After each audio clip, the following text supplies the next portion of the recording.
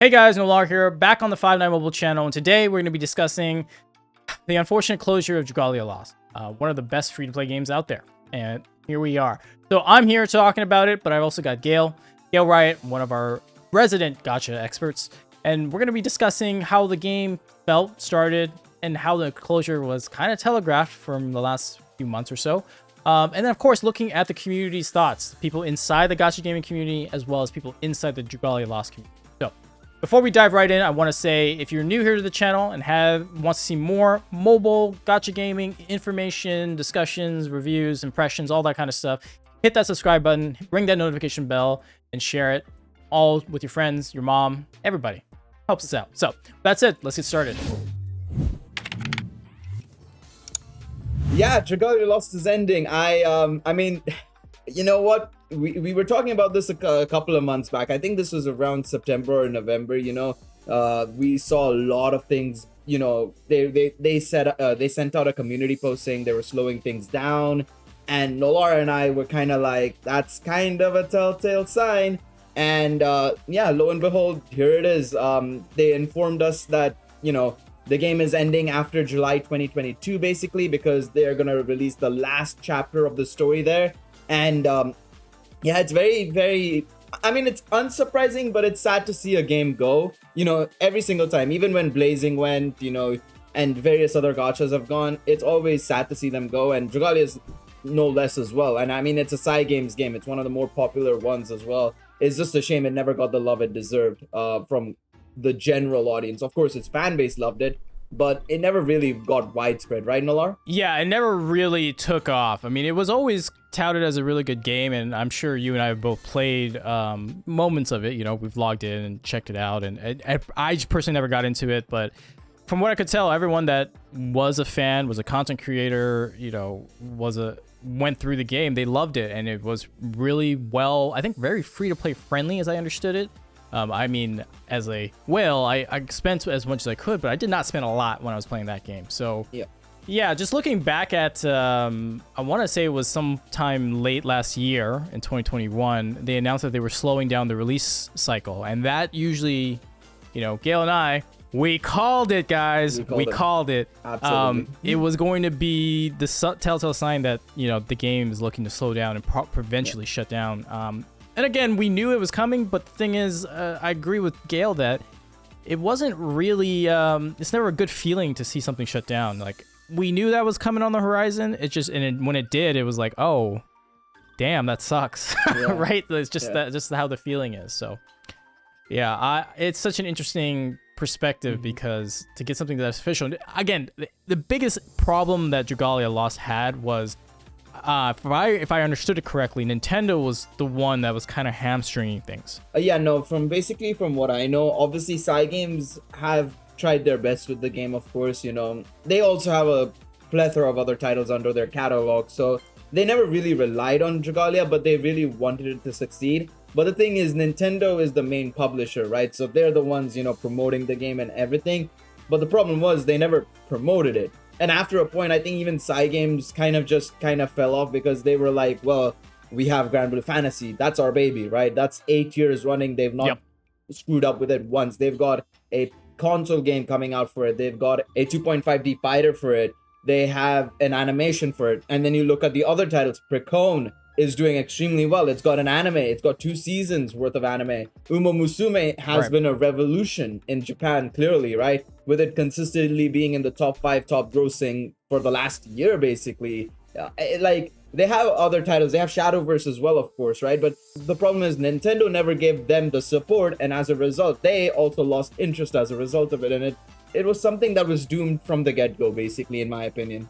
Yeah, without enough proper, support in both the publisher for advertising and all that kind of stuff, it just doesn't work. Like, to give you an idea, was it Mario Kart, the mobile version that everyone hated when it came out, makes more money than Dragalia Lost does. So for Nintendo, this is not a big loss to them, right? Shutting down the Dragalia Lost is nothing they're going to think twice about, right? So that's unfortunate because it was a pretty decent game. Again, it wasn't my particular style. I thought I would enjoy it, but I just didn't. But either way, everyone has their own thing, and it's unfortunate. So we get this announcement.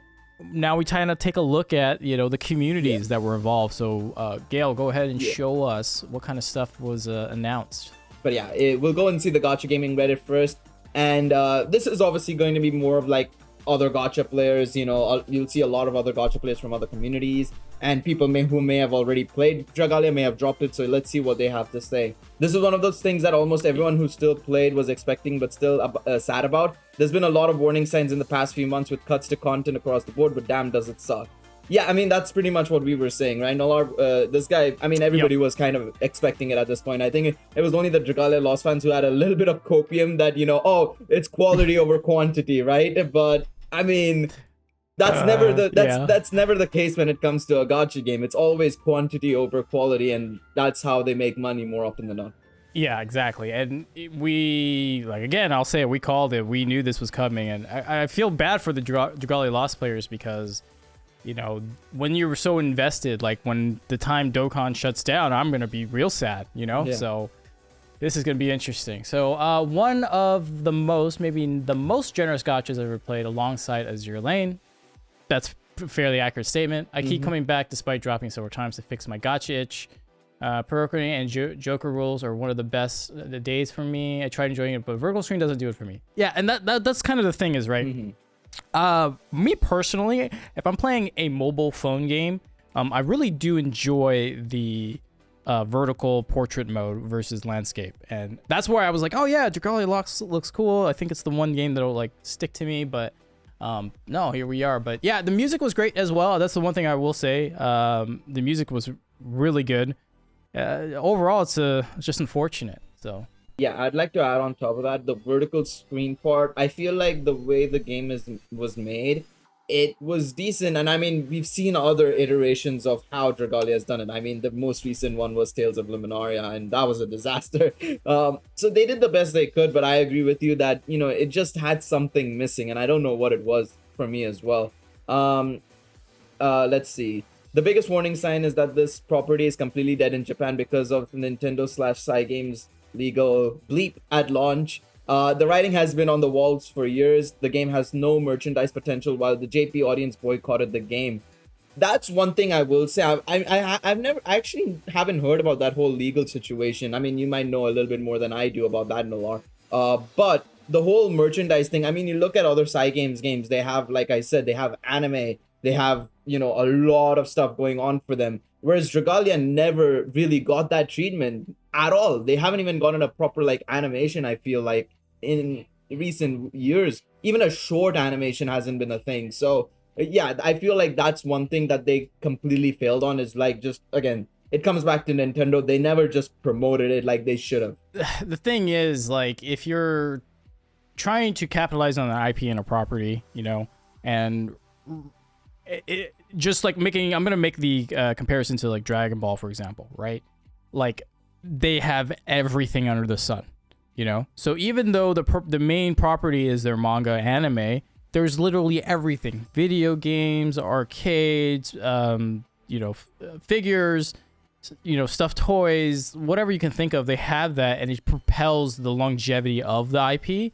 If you go to the next little statement there, released in 5 countries, blocked emulators, had essentially no marketing, and all on top of that was mistakes in the game design. The fact that everything was so limited, wasn't open enough, didn't give it enough room to grow and foster, even though it was well received amongst the people in those 5 countries, in the people who could only play on their phones. You know what I mean? So, yeah, it seems like a lesson of what not to do if you're trying to launch a successful gacha game for multiple years. Now, that said, it lasted for at least 3 years, four. They had their 4th year anniversary, right? No. Somebody said that this was right before the 3.5 year anniversary. 3.5. Okay. So they were pretty much approaching 4 years now.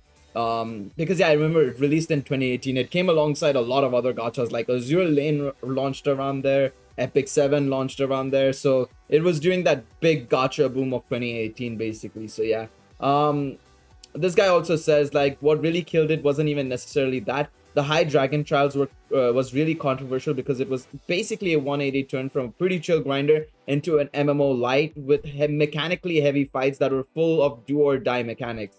less wanted roles, we're looking at like 20 minutes to find a team sometimes, and you expected to wipe a ton on a new boss. The revenue took like a 50% dip after that and just never recovered since. That's one thing I will say about Dragalia that I found I personally had an issue with, is it was very chill. If you looked at the events and everything, they were super, super chill.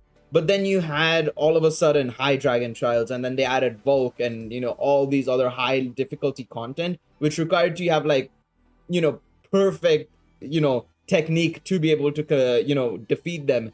And there was just a vast difference between the basic chill side of things versus like what's the hardcore grindy content. And while Dragalia has a lot of things that they've lifted from GBF I feel is a lot more accessible as a game, a mobile game specifically, versus how Dragalia ends up being with its late game content. What do you think, Nolar? Yeah, I believe the issue is that if you set a precedent and expectation of how the style of the game goes, and you change it drastically, you're gonna see some issues come from it, right? So like, people won't want to be playing that. Like, if it's supposed to be chill, kind of light, and then all of a sudden becomes a heavy mechanic, you know, heavy fight, you got to know your rotations and all that kind of stuff. Some people enjoy that, but not everyone does, right? So if you set the expectation of something fairly casual, but then all of a sudden you go hardcore, you're not catering to your audience, right? And that's the thing. I understand if you want to expand some content for different parts of your audience, that makes sense. But unfortunately, it seems like the majority of the end game content was those raids, right? So yeah, that's to me where it seems to be just a failure in knowing what exactly is your audience and giving them what they want to can propel you further and further. So yeah. I also do feel there has to be some sort of like limitation personally as a mobile game, right? Like if you look at Dokkan, yeah, you have to, you know, keep into account all the rotations like you mentioned and stuff like that, and, you know, leader skill and all that, but they're very basic stuff, right? It's not like it's like, oh, you need to make sure like every single detail is correct. You can kind of get a mistake and slip up. Like this guy said, I think there was a lot of situations where one slip up and you could pretty much, you know, lose a fight consistently again and again. And I think in a mobile game, that's not very fun to have, especially because I feel like most people, when you're downloading a mobile game, you're expecting a little bit of casualness to it, right? You're expecting to have a casual approach to it initially, at least. And then maybe inevitably, you know, you go to a very, maybe you'll have a bit more of a instinct to learn a little bit more about the mechanics of the game, but you still don't expect to go full on crazy, like I have to learn every single details and, you know, work on my gameplay experience and, you know, fine tune my skills, I suppose, for the game, right? So that's just how I feel about it. Should we move on to the Dragalia Lost Reddit then? Yeah. I mean, since this one's the Gacha Gaming Reddit, let's go to the Dragalia Lost, where the actual community. I want to see how they feel and react to that. You want to read this? Go for it. Not gonna lie, I'm pretty upset by the news. I knew it was coming at some point, but I hope it would be a bit longer. But at least we're hopefully getting a fitting conclusion to the story. At the very least, I'm glad I played, and this will be a part of this fandom. Hopefully the Dragalia IP won't be lost for good after this. Now, that is a cool thing to me, is the releasing the final chapter of the story. I mean, I don't know the story very well, but if you've been a fan and the story was one of your things, at least you get conclusions, right? Yes. You get a conclusion as to what's happening and some closure. And it's like, all right, cool. Like, you know, it's been a 3.5 year of telling this story and then going back and forth, and here we are. Mm-hmm. I think that's fair. So, yeah, man, if you're a fan, this sucks, but the signs were there. Yep. I mean, yeah, I'm glad that they're ending the story as well. I kind of was interested in the story, especially the first like 7 or 8 chapters. I remember reading them, and I've been reading it since then when I've been playing the game on and off, right? Here and there. The story definitely seems very interesting, and I'm glad that, you know, there is a fitting conclusion to it. I know from what I've heard from a lot of other people on Twitter, like Zahal and like a couple of others as well, they've said that technically there was a lot more to the story. At least it felt that way, right? So them ending it may seem a little bit rushed, but hopefully they can do the best they can. And of course, I love this guy using, obviously, Dragalia Lost. I mean, I think that joke has been run to the ground in the last day, basically, of it being lost now. It'll never be found, all right? Yeah. Yeah, it does seem like a lot of people are talking about finishing the story. Let's see if there's anything else here. Let's see. All right. Do you want to go for this one? Because it seems to be regarding the prices of the packs. Yeah, the biggest issue it had was the ludicrous price of Diamantium. $80 got you less than 4 pulls. I play another gacha game where you net you 20 plus pulls they do on the monthly sales, and then any of the banners we're spending that on gives you free goodies per pull that could be used to upgrade or buy even more units. Yeah, they gave away a lot of free pulls early on, but if they'd made buying pulls reasonable, more people would have spent because of the better value, and the free pulls wouldn't have been needed to be dialed back, which pushed a lot of people away. I love the game since launch, but it became very important after they rolled back the Wormite and tickets that they were way overpriced. And most of your fan base can't justify the cost to whale. You won't have enough income to stay afloat. I guess that's a point we can discuss. Yes. If they doubled the dia at each purchase level, it would have made a much easier impulse for most. $80 for 3 to 10 for 3 10-folds is absolutely not. Wouldn't have hurt them to put out a dream summon every other month instead of twice a year. And they would have sold plenty of Diamantium, even if it was just the lowest purchase amount needed to get the dream summon. When you have a guaranteed seller item and hardly ever sell it, that's on you. All right, so if from what I remember, and again, it's been about a year and a half since I played Dragalia Lost, there are 2 different premium currencies. There's just regular crystals, which is regular summons that you could get for free, you know, Wormite, right? Yes. And then Diamantium was the like premium where you can only buy that via purchasing with swiping, right? Like that's the only thing you could buy. Wormite you could earn in game or buy it. It's one or the other. The Diamantium thing, the reason why I don't see that as a big deal is because I'm comparing it to a Bondi games, and which are expensive as they are. So comparing that side by side doesn't seem out of place at all. But if you, again, this person in particular is comparing it to other gacha games, yeah, that doesn't seem reasonable. And again, that kind of calls back to Nintendo, who's the one in charge of publishing. And if you guys don't know, the publishers are in charge of the pricing structure, right? They're the ones dictating how, if the people want to spend, what are their options, right? Yeah. So overall, I feel like, again, I'm on the most jaded side because I just see it like, oh, $80 for 3 multis?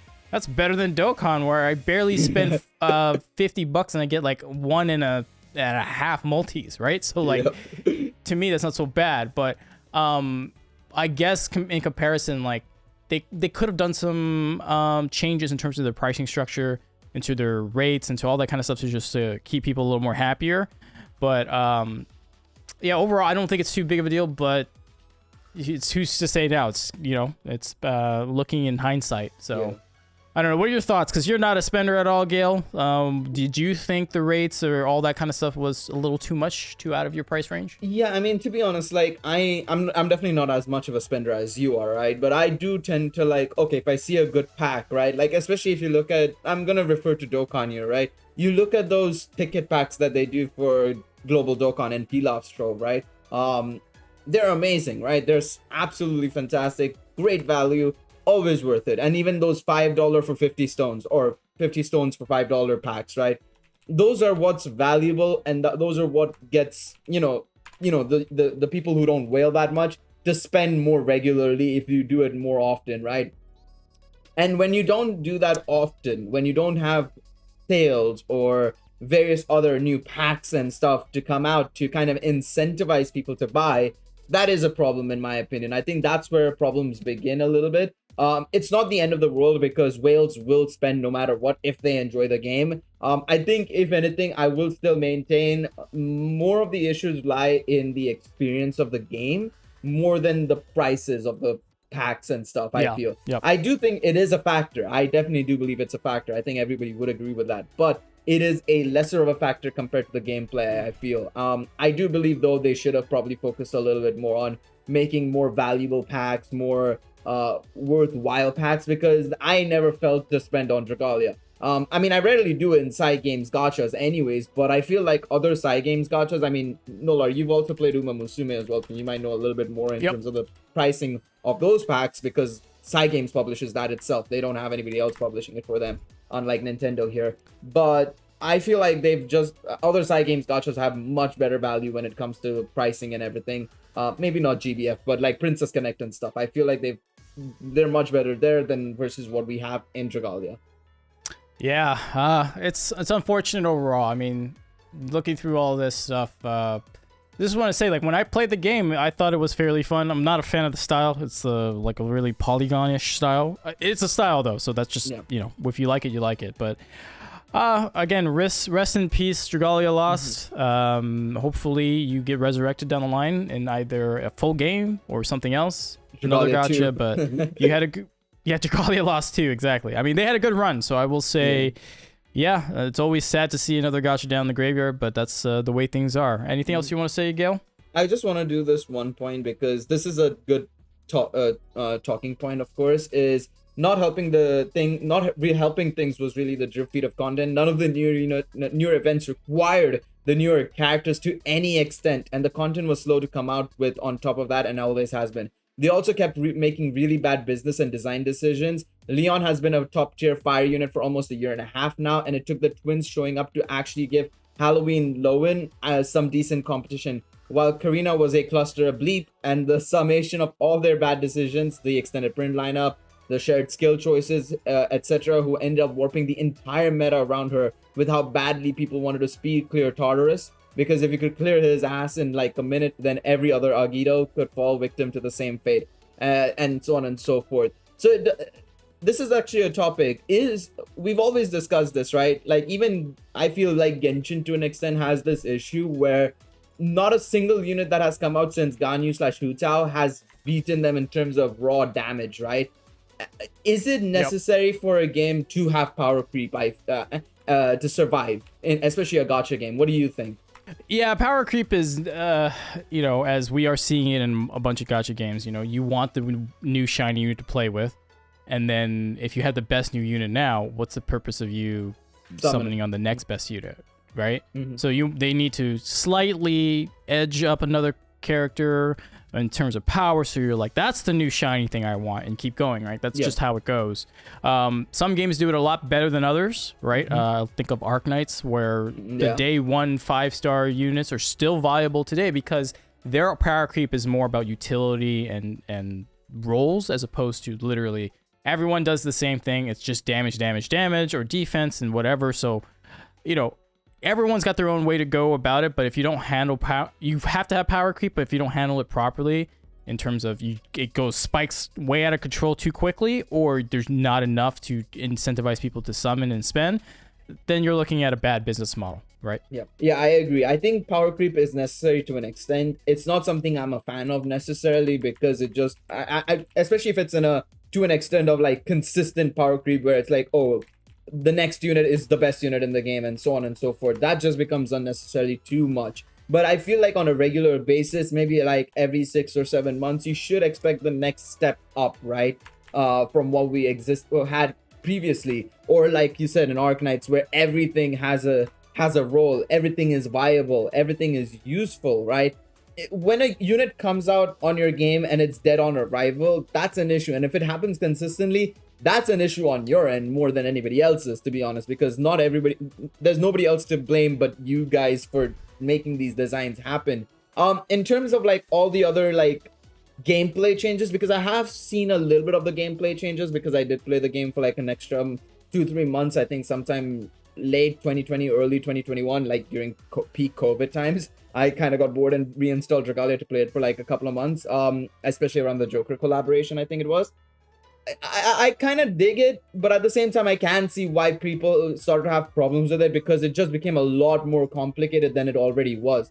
Like, I still had issues trying to figure out like the best Wormprint lineup, like what they did and everything. And then the changes they added became even more complicated and more complex, to the point where it's really like I couldn't understand what I was doing anymore. And then the other issue that I had, and I think this is where we will kind of bring in GBF.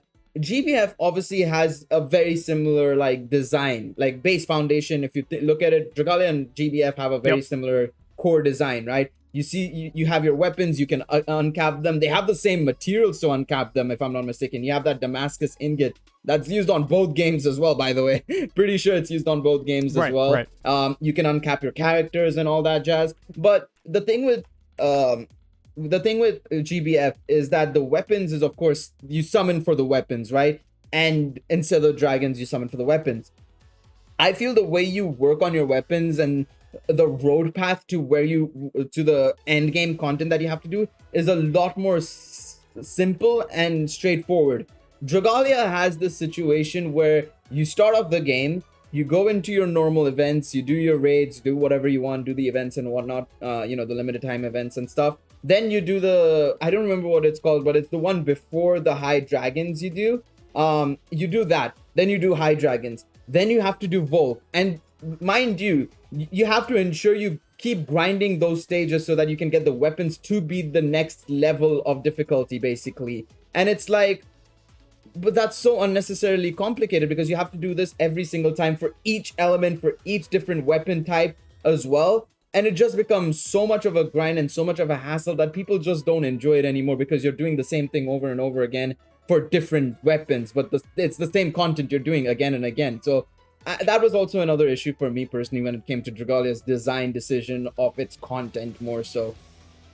Yeah, I mean, it's interesting how the design philosophies are similar, but they kind of go off the rails. And it just shows you that there's two different development teams, right? Yeah. So, yeah, interesting to see. I don't know what they're going to do next with side games because clearly they have a lot of different projects with Uma Musume, Precone, GBF, and GBF has spawned several other games, as you mentioned earlier. But those are not mobile games. Those are full-on console PC games. So we'll see how the growth of side games is going to go from here. Yeah, for sure. Yeah, I do think they're going to do well. I mean, there hasn't been a situation where they have failed necessarily outside of Dragalia. I think, if you look at all their IPs, they've all done extremely well. It's just a shame that Dragalia couldn't achieve the same. Yeah, nope, I agree with that. It's but hey, 3.5 years is still nothing to scoff at. There's been gachas that die after 6 months, right? So yeah. At least there's that for them. Yeah, no, definitely. I'm glad that people enjoyed the game for what it's worth, and they're getting an end to the story. There are so many games that don't even finish off their story. Some games that still exist and haven't finished off their story. Looking at you, Dokkan. But that's how it is. I'm glad that people are getting their ending and everything. So I'm happy. I'm glad that people can let it go. Of course, get some closure. Get some closure. I think that's the best way to do it. Not let it go, but get some closure. And hopefully they find another game to play. I mean, I think I would recommend just going to GBF because it's an extremely similar game. It's localized to English. It has the same content release as JP because you're running on the JP app but using the English localization. I think if you need another game, I would recommend GBF probably. Yeah, if you want endless grind, yeah, that's the game for you guys.